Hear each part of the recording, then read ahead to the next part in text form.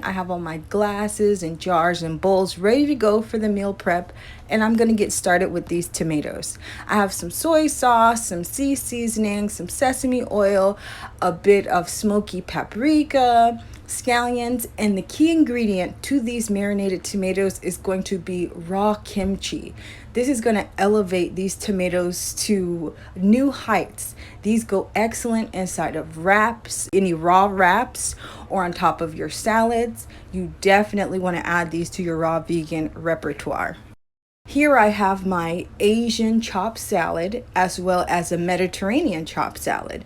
Now the Mediterranean is not fully raw because I do use chickpeas as well as roasted beets. But if you want to leave it, or if you want it to be fully raw, go ahead and leave those out, as well as the black olives. But I find that this salad is excellent after a heavy workout and it sits on my stomach longer. Finishing off my Asian chopped salad, I have some julienne green bell peppers, julienne red onions, as well as some sliced cucumbers. All of these get covered and they go into the refrigerator.